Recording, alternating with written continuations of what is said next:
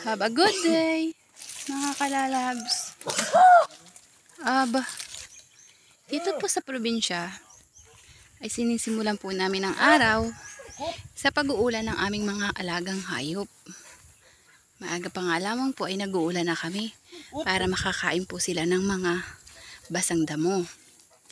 Kaya dito po sa probinsya ay maaga po gumising ang mga tao para po mag-ulan ng hayop. Yan po ang aming baka.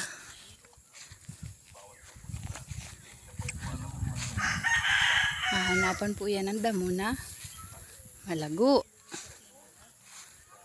Yan mga kalalabs.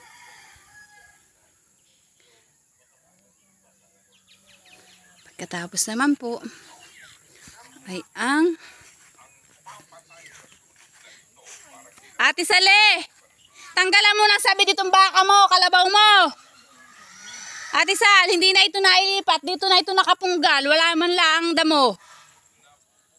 Ate Sal, ay tanggalan mo ito ng sabi doon. Nagsabid na sa mangga ito. Kailan pa yung mamaya mo? Dali anak, kawawa ang baka. Ay ang kalabaw. So yan mga kalalabs. Sa ate ko naman yan. Tara, ipapasyal ko po kayo sa aming tubigan naman kung gaano na siya kalago. Ako ay tapos na rin po mag-ulan ng aking mga hayop. Maaga pa lamang po talaga ay nag-ulan na ako. Para nga po makakain po sila ng mga hamog. Hamog po dito sa amin ay yung basang damo.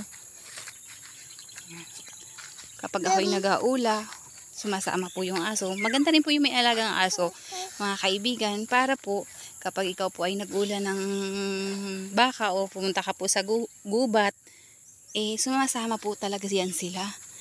Ang kagandahan po dun, di makakapagbugaw po baga kung may ahas, maaamoy po nila. Yun.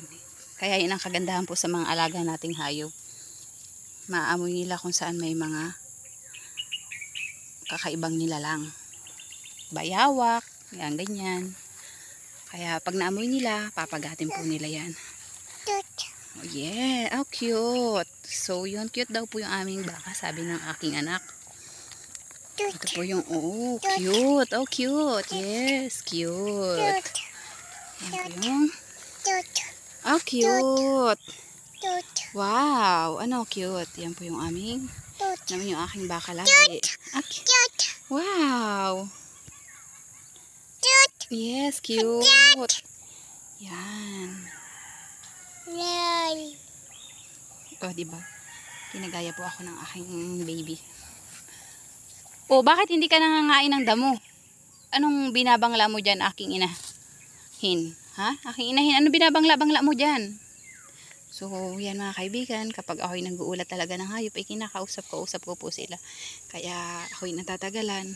Kumbaga parang tao rin po kaibigan mo, parang ganun.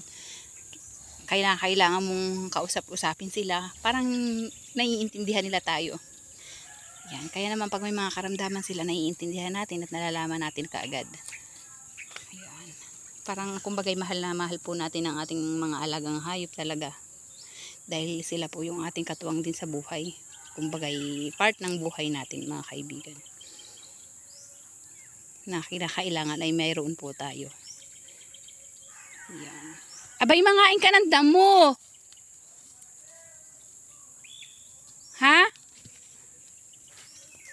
Oh, tingnan nyo po, naglalaro sila. Wow.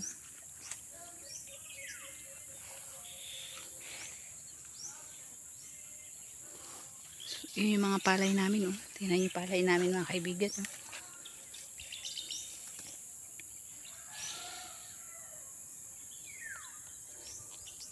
Kaunting ano na lang po, malapit na magbunga siya.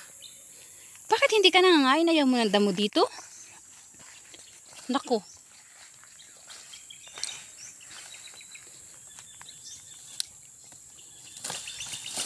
Yun. Ikaw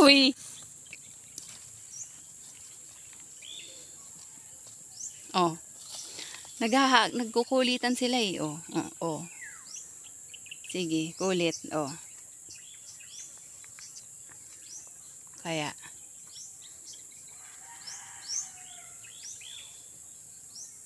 kulit nyo ah.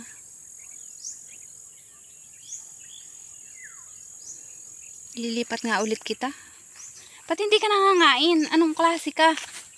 Taba-taba mo pa naman ah. Ha? Ba't di ka nangangain? Ito kahapon din nakaligaw eh. Ba't ayaw mo mangain ngayon?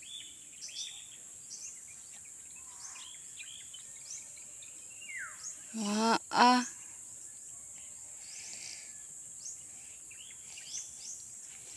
Ilipat ko muna ito mga kaibigan. Yun lang.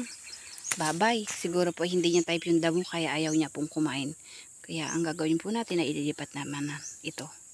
Sige, bye-bye na po mga kaibigan. Thank you for watching. Bye-bye.